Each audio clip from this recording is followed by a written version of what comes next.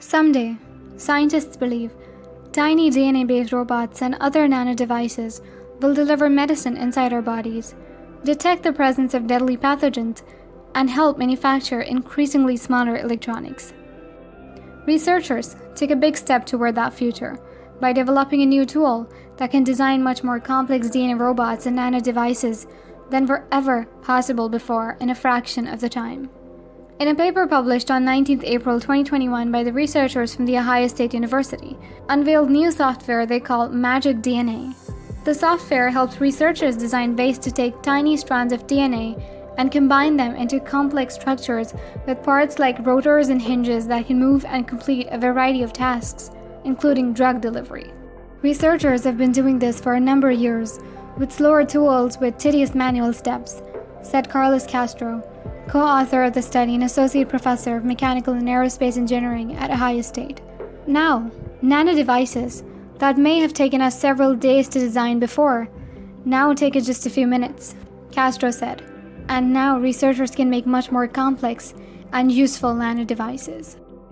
Previously, we could build devices with up to about 6 individual components and connect them with joints and hinges and try to make them execute complex motions, said study co-author Haijun Su, professor of mechanical and aerospace engineering at Ohio State. With this software, it is not hard to make robots or other devices with upwards of 20 components that are much easier to control.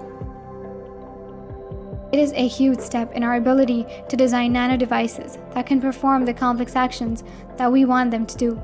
The software has a variety of advantages that will help scientists design better, more helpful nanodevices, and researchers hope shorten the time before they're in everyday use.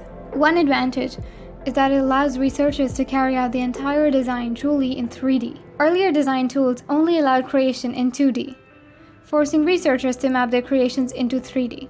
That meant designers could not make their devices too complex. The software also allows designers to build DNA structures bottom-up or top-down. In bottom-up design, researchers take individual strands of DNA and decide how to organize them into the structure they want, which allows fine control over local device structure and properties. But they can also take a top-down approach, where they decide how their overall device needs to be shaped geometrically, and then automate how the DNA strands are put together.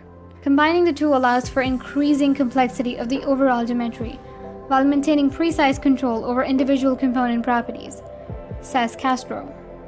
Another key element of the software is that it allows simulations of how designed DNA devices would move and operate in the real world. As a demonstration of the software's ability, co-author Angelika Kucinek, a doctoral student in chemical and biomolecular engineering at Ohio State, led the researchers in making and characterizing many nanostructures designed by the software.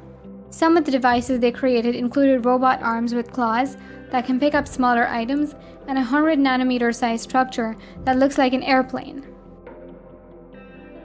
The ability to make more complex nanodevices means that they can do more useful things and even carry out multiple tasks with one device. For example, it is one thing to have a DNA robot that, after injection into the bloodstream, can detect a certain pathogen. But a more complex device may not only detect that something bad is happening, but can also react by releasing a drug or capturing the pathogen, he said. We want to be able to design robots that respond in a particular way to a stimulus or move in a certain way. Castro said he expects that for the next few years, the Magic DNA software will be used at universities and other research labs, but its use could expand in the future.